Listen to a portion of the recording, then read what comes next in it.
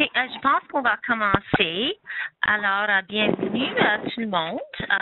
Comme je viens juste de dire, moi, mon nom c'est Joellen Craig et je travaille avec le Consortium conjoint pan-canadien pour les écoles en santé. Et à présent, Prince-Édouard joue le rôle d'hôte du consortium et notre bureau c'est situé à Somerset.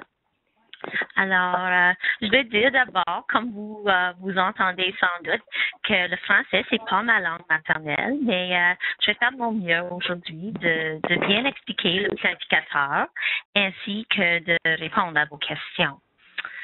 Alors, avant de commencer, je vais vous dire que ici, au consortium, nous avons travaillé en étroite collaboration avec le Centre Propel pour l'avancement de la santé des populations. Et ça, c'est à l'Université de Waterloo. Et on a travaillé ensemble pour renouveler le planificateur des écoles en santé. Et juste pour que vous sachiez, l'acronyme pour le planificateur, c'est PERS, comme vous verrez sur les diapositives. Alors, j'espère que la séance d'aujourd'hui permettra de souligner l'utilité de cet outil et que ça vous aidera à comprendre certaines de ses fonctionnalités uniques. Aussi, avant de continuer, si vous avez des microphones ou soit des téléphones, on vous demande de les faire en sourdine et on va prendre les questions à la fin.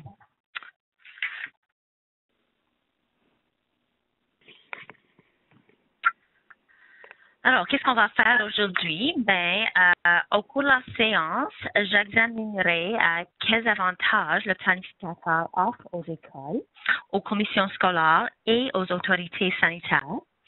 Aussi, je décrirai brièvement les résultats des recherches scientifiques qui démontrent son utilité. Et aussi, je vais présenter certaines de ces fonctionnalités principales qui en font un outil unique en son genre. Et finalement, à la fin, il me restera un peu de temps pour répondre à vos questions. Mais s'il vous vient une question à l'esprit, juste affichez-la dans la section de clavardage de votre écran. Et Mylène, elle va regarder pour ces questions et peut-être qu'on va prendre un petit pause au milieu pour les répondre. Alors, pour commencer, on nous demande souvent pourquoi une école devrait remplir les modules du planificateur des écoles en santé. Mais nous savons que vous êtes déjà fort occupés et que vous devez répondre à de nombreuses priorités concurrentes tout au long de la journée. Alors, vous n'avez vraiment pas besoin qu'on alourdisse davantage votre charge de travail. Mais nous croyons que le planificateur, c'est un outil incitatif permettant aux écoles, premièrement, d'évaluer comment l'environnement scolaire favorise la santé. Et une fois que vous aurez établi des objectifs pour votre école et pris des mesures pour apporter des améliorations, vous pourrez procéder à une réévaluation qui vous permettra de mesurer les améliorations apportées et de cibler les secteurs où concentrer les efforts à l'avenir. Aussi, le planificateur vous permet et ça vous encourage de réunir en équipe. Et ça va vous donner l'occasion de discuter des réponses aux questions tout ensemble. Alors déjà, de nombreuses écoles nous ont fait savoir que ces discussions en groupe ont été fort utiles. Alors le partage de divers points de vue, ça va être très révélateur. De plus, le planificateur vous permet d'établir des objectifs. Alors, après avoir fini des modules qui vous intéressent, vous recevrez un rapport sur mesure affichant les résultats pour votre école sous la forme d'une rubrique, ainsi que des recommandations détaillées pour améliorer l'environnement scolaire. Et finalement, le planificateur, ça vous permet d'élaborer un plan d'amélioration. Comme on vous encourage à en discuter les résultats entre votre communauté scolaire. Alors, un modèle de plan d'action est aussi inclus dans le rapport. et ça va vous aider à intégrer des objectifs et les mesures à prendre au processus de planification. Alors, la prochaine diapo. Le planificateur, ça a aussi de l'utilité pour les commissions scolaires ou pour les autorités sanitaires. Alors, c'est une précieuse source d'information pour les commissions scolaires et les autorités sanitaires qui peuvent demander des rapports globaux pour les écoles de la commission. Et ces rapports globaux donnent une idée sur le rendement des écoles avec lesquelles ils établissent des partenariats, ce qui leur permet de repérer dans quel secteur les écoles ont le plus de besoins et le plus de soutien. Le site web du planificateur, ça renferme un formulaire d'inscription pour les commissions scolaires et les autorités sanitaires qui souhaitent recevoir des rapports globaux. Mais c'est à noter que ce formulaire d'inscription, ça doit être signé par un représentant de la commission scolaire. Et comme les partenariats constituent l'un des piliers de l'approche globale de la santé en milieu scolaire, nous encourageons tous ceux qui demandent un rapport global d'en faire part à la commission scolaire ou aux autorités sanitaires, selon le cas, pour mieux travailler en collaboration.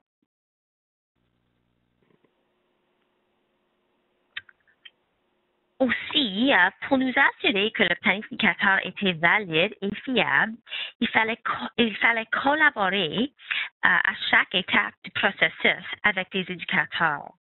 Alors, cette collaboration, ça nous a assuré que le planificateur, c'était valide, fiable et convivial.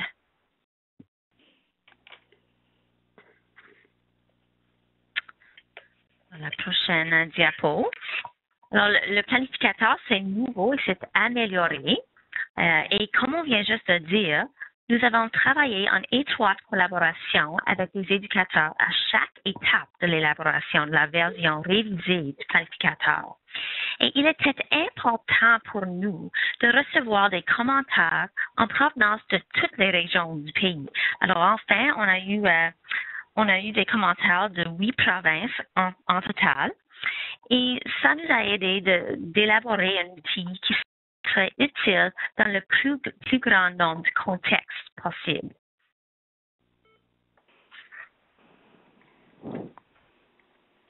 Un autre point saillant sur le planificateur, c'est que ça s'inscrit dans le cadre de l'approche globale de la santé en milieu scolaire.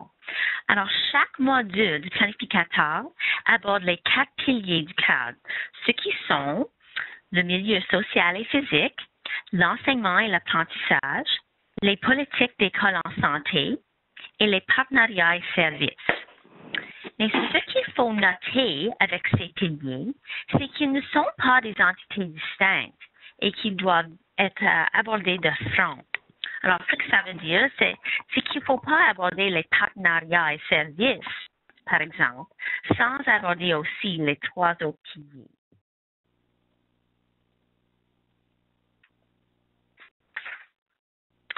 Aussi, en ce qui concerne les 4 piliers de l'approche globale de la santé en milieu scolaire, c'est qu'ils sont tirés de la vaste expérience de nombreuses écoles de tous les coins du monde. Mais, cela dit, vous allez voir que des fois, ces piliers seront catégorisés de diverses façons et qu'il y aura des différences dans les termes utilisés. Mais dans l'ensemble, ils renvoient tout à la même chose. De plus, il faut noter que c'est non juste les 4 piliers qui vont nous assurer un milieu scolaire sain. La recherche met également en lumière les facteurs essentiels associés aux méthodes pour créer un milieu scolaire valorisant la santé. Alors, la pomme stylisée dans cette diapo illustre ces méthodes. Alors, on veut avoir une équipe de direction dévouée pour faire la promotion de la santé. On veut s'assurer que la stratégie soit adaptée dans l'ensemble de l'école. On veut avoir la synergie entre la santé et l'éducation. On veut appliquer des principes de planification, d'évaluation et d'apprentissage continu. Et on veut s'assurer que les efforts soient soutenus et que les plans de viabilité soient à long terme. Alors, c'est pour ça qu'on a élaboré le module de base pour aider les écoles à appliquer ces méthodes.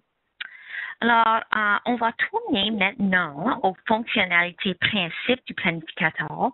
Et je pense qu'à ce point-ci, je vais m'arrêter juste pour faire certaines qu'il n'y a pas de questions. Mylène, vois-tu des questions? Et est-ce que tout le monde vous entendez assez bien? Je pense que peut-être il y a quelqu'un qui devrait mettre leur ligne en sourdine, mais je ne suis pas certaine. Comment est-ce qu'on met ça en sourdine, la ligne?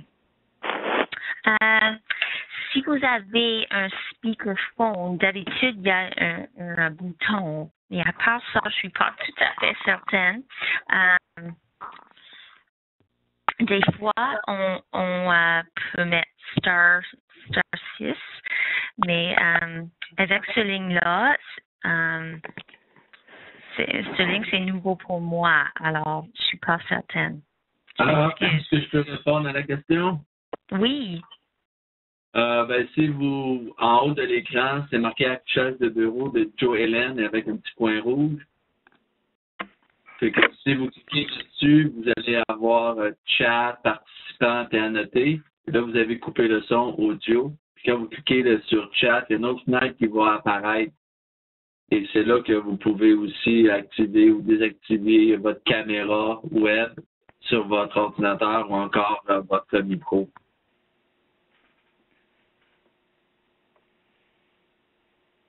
Merci, Stéphane. OK, bien, s'il n'y a pas de questions, je pense que je vais continuer. Alors, je vais passer à quelques-unes des fonctionnalités du planificateur. Alors, premièrement, le processus d'inscription au planificateur, c'est pas mal simple. Vous devez d'abord sélectionner votre province ou territoire, votre commission scolaire et votre école dans les listes déroulantes. Et nous nous efforçons de tenir ces listes à jour, mais si vous n'y trouvez pas les données sur votre école, une option vous permet de les y ajouter. Vous devez ensuite indiquer vos coordonnées et créer un mot de passe. Et vous devez enfin indiquer la langue d'usage et les niveaux d'enseignement à votre école afin de nous permettre de filtrer les questions en conséquence.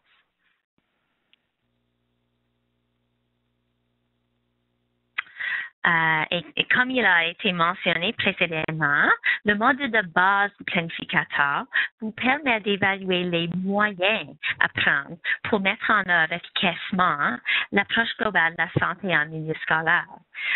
Et aussi, ça vous aide à comprendre les processus essentiels qui sous-tendent cette approche. Alors, vous pouvez voir toutes les étapes nécessaires sur cette diapo. Alors, vous formez une équipe, vous créez des plans d'action, vous mettez en œuvre les plans d'action associés aux 4 piliers, vous célébrez vos réussites, il faut maintenir un milieu scolaire en santé, puis aussi on suggère qu'il y a de la surveillance et que vous évaluez les progrès réalisés. Alors, c'est pour ça que vous devez commencer par remplir le module de base.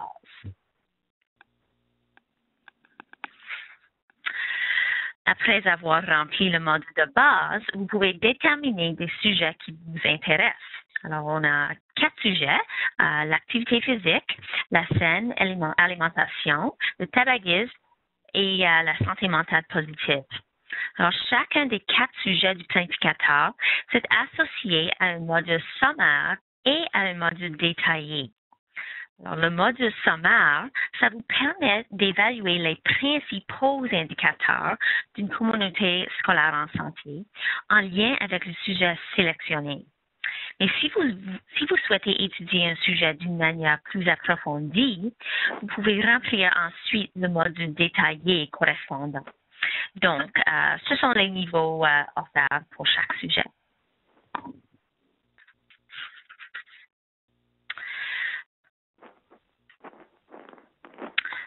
Après avoir rempli un module, vous recevrez sous la forme d'une rubrique les résultats de l'évaluation de votre école, ainsi que des recommandations personnalisées fondées sur des données probantes qui vous permettront de mettre de l'avant un plan d'action.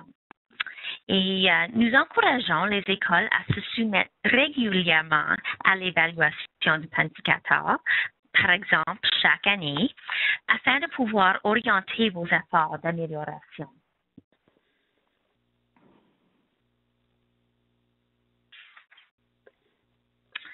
Vous allez trouver aussi qu'avec le planificateur, vous pouvez vous disposer de nombreux outils pour vous aider à remplir les modules. Alors, le guide du planificateur, ça vous guide étape par étape tout au long du processus qui vous permettra d'évaluer l'état de santé actuel de votre communauté scolaire et d'élaborer les plans pour l'améliorer.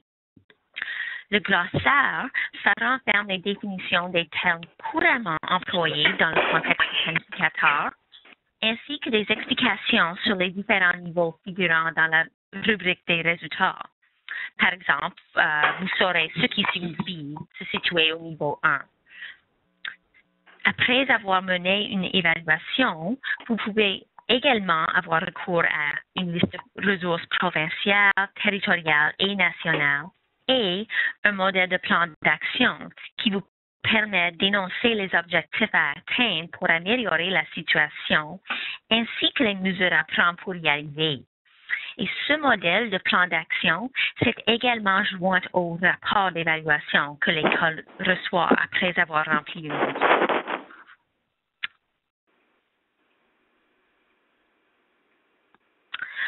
Une autre fonctionnalité, c'est qu'on a des aides à la compréhension. Alors, en élaborant le planificateur, nous avons essayé d'employer la formulation la plus simple possible, mais nous devons admettre que certains termes nécessitent des éclaircissements. Nous avons donc ajouté des définitions en survol afin de préciser le sens de certaines questions et de vous éviter d'avoir à consulter le glossaire. Et comme vous le savez déjà, le planificateur est offert en français et en anglais. Et sur chaque page, l'utilisateur peut passer d'une langue à l'autre au besoin. Good.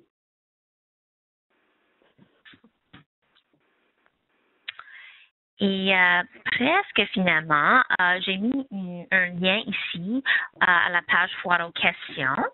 Alors, à cette page, vous pouvez trouver les réponses aux questions qui sont posées fréquemment au sujet du planificateur. Mais si vous n'obtenez pas de réponse à vos propres questions, n'hésitez pas à communiquer avec nous au courriel qui se trouve sur la diapo. Alors, c'est le gcsh@healthy.uwaterloo.ca.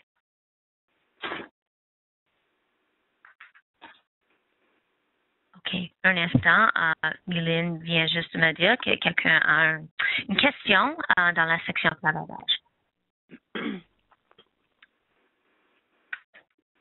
Alors, on va commencer avec la période de questions.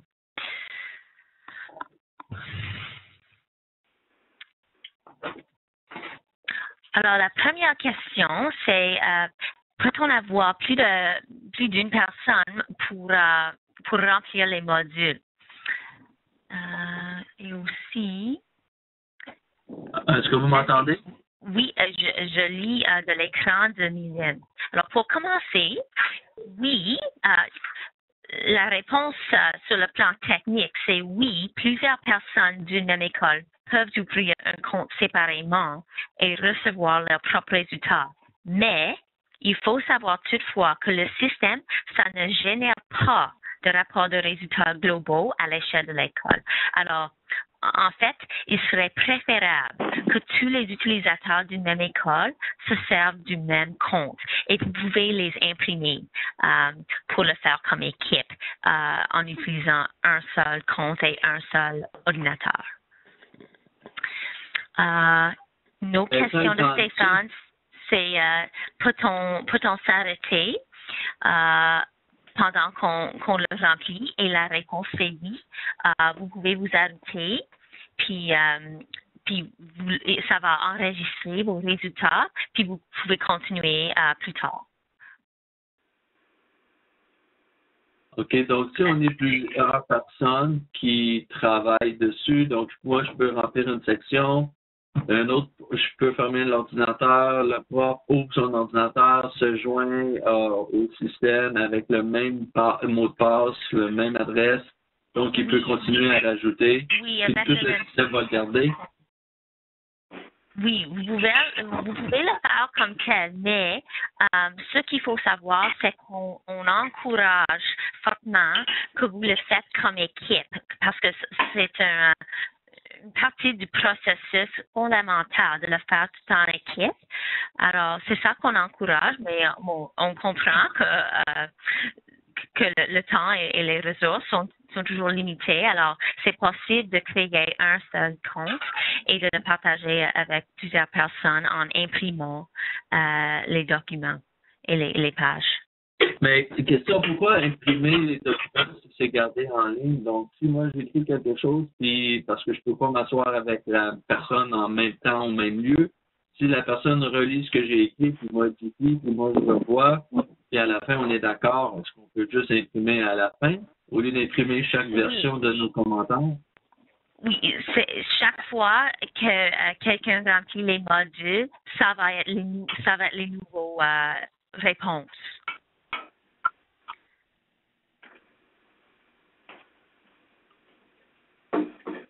Alors, ça serait mieux d'avoir les discussions en avant, puis le remplir tout ensemble.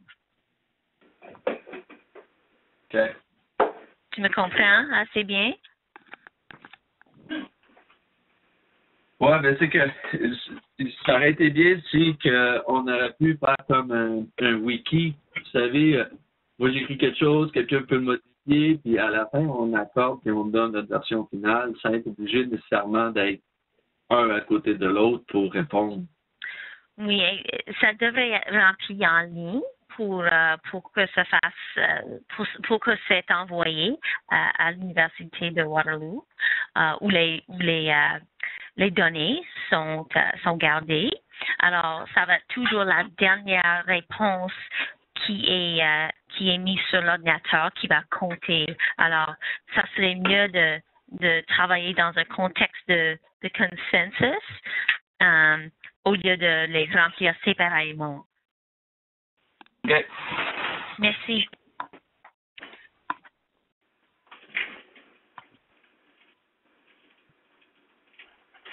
Y a-t-il d'autres questions? Louise, je reçois les demandes pour de l'accès au desktop pour monter quelque chose. Est-ce que c'est ça que tu veux faire? Moi, j'avais une question, puis je suis un petit peu limitée au niveau technologique. Là. Je vois pas là la... Non, ça va, ça va. Alors, ma question, c'est est-ce que les données que vous récoltez de chaque école puis de chaque commission scolaire, est-ce que Waterloo fait quelque chose avec ces données-là, autre que de simplement faire des rapports individuels à chaque organisation? Est-ce que Waterloo utilise ces données-là à d'autres fins? Dana? Yes. Dana, are you there? Yes. So Louise is wondering, other than kind of housing the data and turning it into reports, is there anything above and beyond that Waterloo does with the data? No, not without, checking in with the Joint Consortium. So we have put in abstracts for conferences to present on data, but it's all anonymized. So it doesn't, there's no, indication of what the rules are, yeah. Right. Alors, la réponse, c'est la... Oh, pardon. OK. Tu n'es pas obligé de traduire. Je ne sais pas si tout le monde comprend la réponse de Dana. Mais ma question était, est-ce que Waterloo fait des choses avec ces données-là? C'est sûr que les écoles, tant qu'à ne devraient probablement, demeurent là, inconnues, c'est-à-dire qu'on ne les identifie pas. Par contre, est-ce que Waterloo fait des je sais pas moi, un rapport global de tous les utilisateurs de cette méthode-là du planificateur? Alors, j'essaie de... je pense qu'il faut que je voulais revoir la diapo avec avec des infos sur les rapports globaux. Mais oui, lorsqu'on a au moins de 10 écoles dans une commission, des rapports globaux peuvent être faits, puis peuvent être demandés par des commissions scolaires ainsi que des autorités sanitaires. OK. Mais il faut que un représentant de la commission donne leur signature pour avoir pour que ces rapports soient partagés. OK.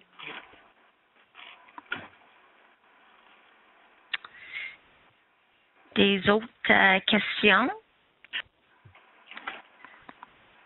Ben, quand vous dites que il faut avoir la signature d'un membre de la commission scolaire pour être partagé, c'est partagé avec les autres écoles pour que tout le monde puisse avoir un survol de notre commission scolaire? Non, ils sont pas partagés avec les autres et ces rapports globaux sont tous à un niveau anonyme.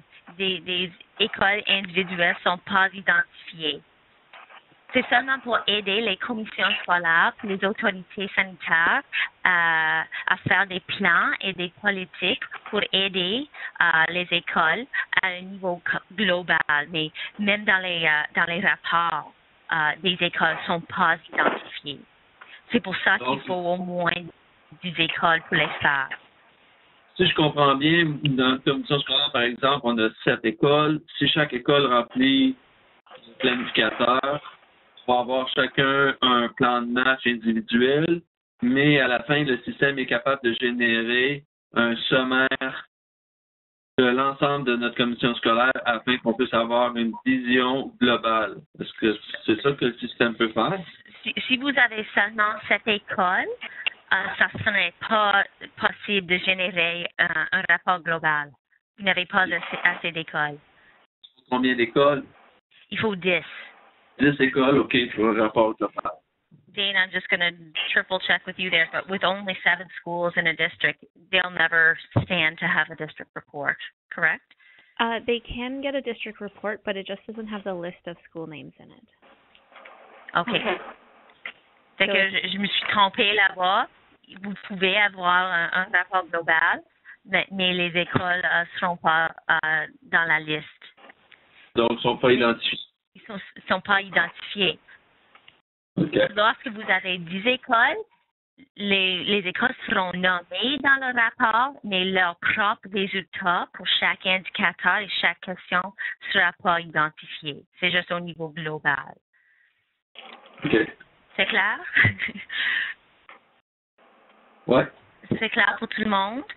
Alors, il faut 10 pour avoir la liste des écoles dans le rapport global. Si vous avez moins de 10, vous pouvez encore avoir accès à un rapport global, mais les écoles ne seront pas dans la liste du tout. Lorsque vous avez 10, les écoles sont nommées, mais leurs propres résultats pour chaque question, chaque indicateur ne seront pas donnés. Excusez, est-ce qu'on peut savoir la raison de ça? La raison pour laquelle... Pourquoi que quand on a moins que 10 écoles on ne peut pas nommer? Pour quelle raison? C'est pour des ethics. Oui. Pour que leurs propres résultats ne soient pas identifiés. Parce que c'est pas ça le but des rapports globaux. Les rapports globaux sont pour donner des infos, pour élaborer plus de plans et politiques au niveau global, mais c'est pas pour punir ou identifier. Non, ça je comprends ça. C'est ça, oui. C'est parce que quand on travaille avec un district scolaire puis qu'il y a moins que 10 écoles, c'est pas nécessairement une question de performance ou de visée, mais c'est de voir comment ça va dans cette école-là par rapport à d'autres écoles, par exemple. Mais pas dans un aspect punitif. Non, mais on veut pas que ça soit utilisé pour faire des comparaisons. C'est pas le but de l'exercice ou du rapport. Et merci, bonne question. Problème. Merci. Mais le problème avec ça, quand on est une petite commission scolaire, c'est bon de savoir que telle école est peut-être plus adaptée ou équipée en un des piliers. Donc, au niveau de la façon de faire un plan d'action, on peut savoir quelle école attaquer pour tel pilier. Donc, ça devient intéressant de pouvoir croiser les données. Oui, oui, je peux voir les deux côtés, mais ce qu'il faut comprendre aussi avec le planificateur, c'est que c'est une auto-évaluation. Alors, c'est là où vous vous rendez, c'est parmi vous, c'est votre opinion et c'est non juste les résultats, mais c'est aussi le processus que vous suivez qui est important. Alors, c'est pour ça que c'est décidé de ne pas partager des résultats de telle façon. OK.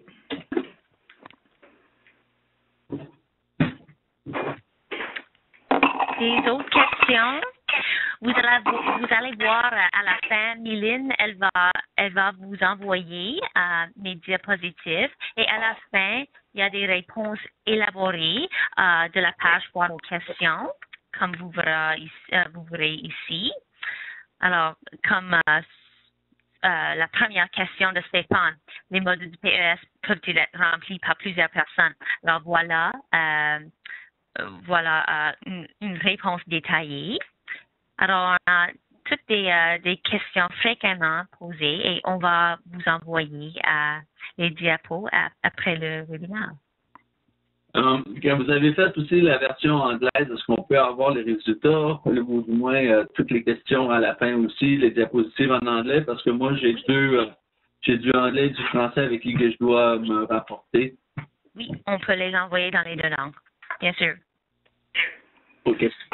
OK, on a une autre question. Quand que je dis dans les deux langues, c'est pas celle que je fais maintenant avec vous, mais celle que vous avez faite au début de la semaine.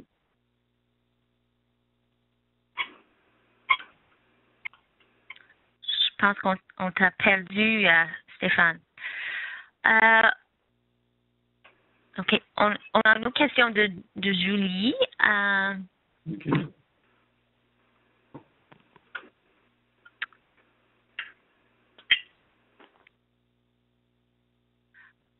Alors, Julie, c'est toi tu aimerais des diapositives ici juste pour t'orienter au planificateur. Est-ce que c'est ça que tu as demandé en écrivant?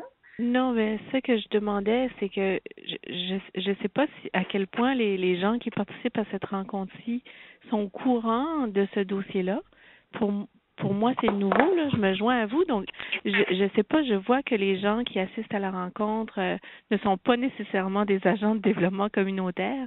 Alors, ma question, c'était de dire, est-ce que toutes les écoles vont implanter ou utiliser ça? Est-ce qu'ils vont devoir le faire? Est-ce que c'est optionnel? Et si ils le font, qui est la personne ou sont les personnes qui devraient être en charge de ça?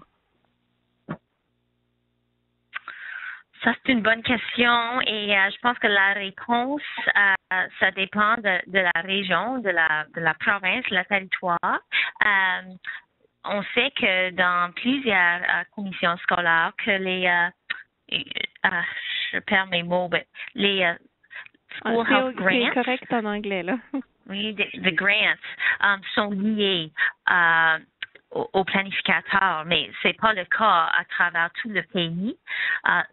Ça dépend. Alors, si tu veux, après le webinaire, on pourrait te donner des renseignements, des infos pour quelqu'un qui travaille soit dans le ministère de l'Éducation ou de la Santé dans ta région pour te mettre plus contact avec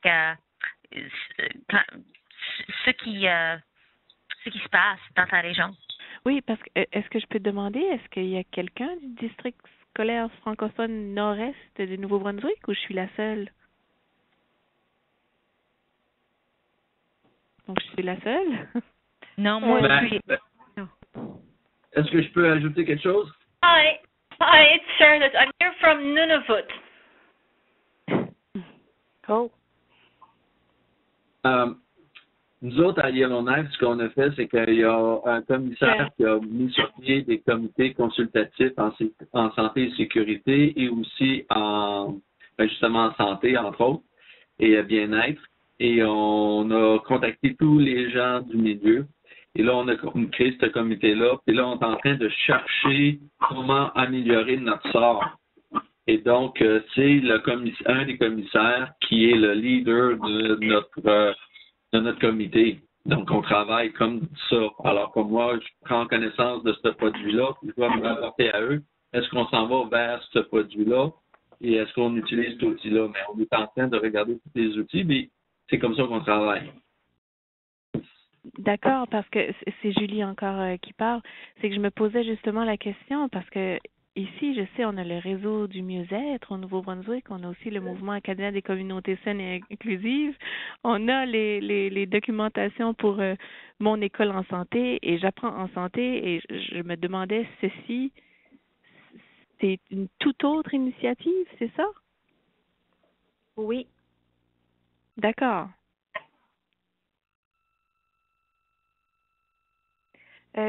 Julie, toi, es-tu du district scolaire francophone Nord-Est? Oui. OK, ben moi, je suis Cynthia Ferguson, je suis infirmière apprenant en santé pour la santé publique. Allô? Puis il y a Hélène Paulin aussi, on est du même district scolaire, là. OK, d'accord. On pourrait se parler après, peut-être? Oui, on pourrait se parler après, là. Parce que nous aussi, qu'est-ce qu'on a? On a le sondage du mieux-être des élèves du Nouveau-Brunswick. Oui. Qui nous donne aussi un portrait global avec les mêmes piliers, avec les mêmes sujets de certaines écoles qui participent volontairement. Oui, c'est ça, on l'a fait l'année dernière. Oui, c'est ça.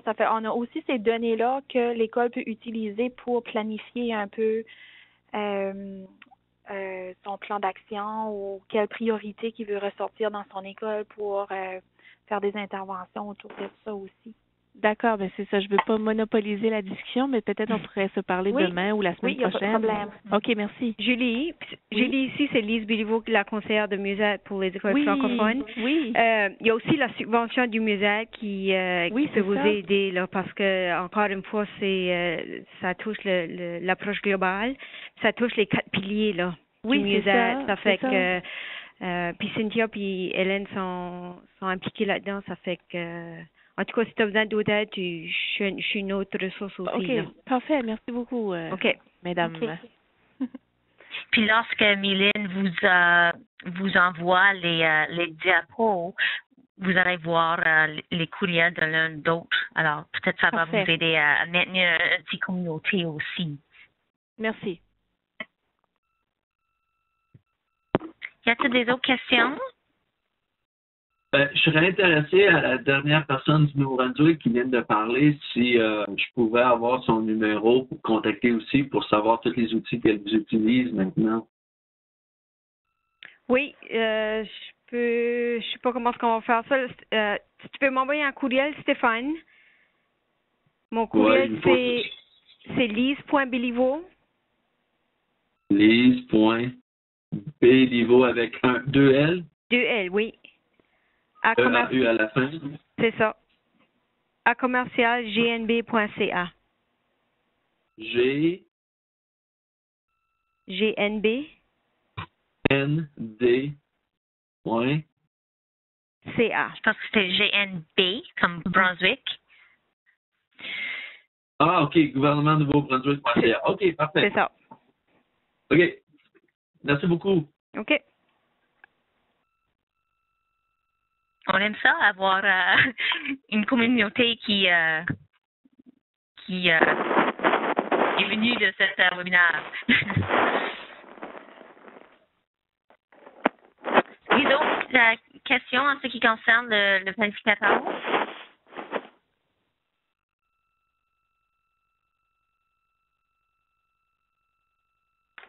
Comment on peut avoir accès?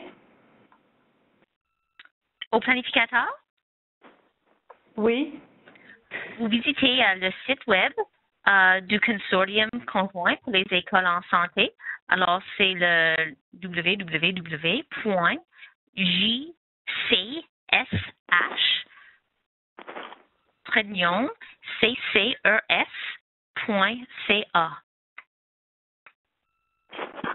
Merci. Vous verrez, oui, je pense que j'ai oublié de le mettre. Vous pouvez aussi gagner de l'accès sur le lien dans les diapositives healthyschoolplanner.uwaterloo.ca. Yeah. Soit l'une ou l'autre.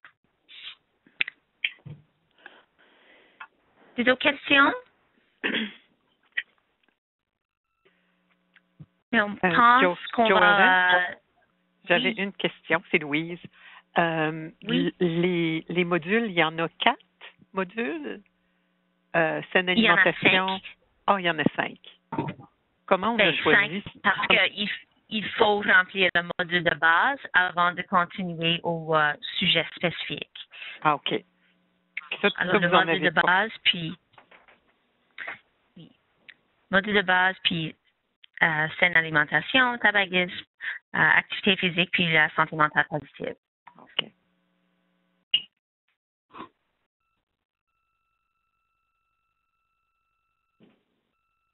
OK? Oui, merci. OK. Je peux te demander une autre question? C'est Adèle au Nouveau-Brunswick. Le PowerPoint, oui. Je ne sais pas qui a été invité à ce webinaire-là. Alors, je me demandais, comme la PowerPoint, est-ce qu'on peut l'utiliser pour quand nous autres, on aimerait d'expliquer le planificateur, quand on l'a introduit dans nos bien écoles? sûr. Oui, OK, oui, merci. C'est ça qu'on espère va venir de ce webinaire-là. Oui. Parfait. Oui, merci beaucoup. Et on va l'envoyer en forme en PowerPoint, pas en PDF, pour que vous puissiez l'adapter à vos propres contextes. Excellent, merci beaucoup.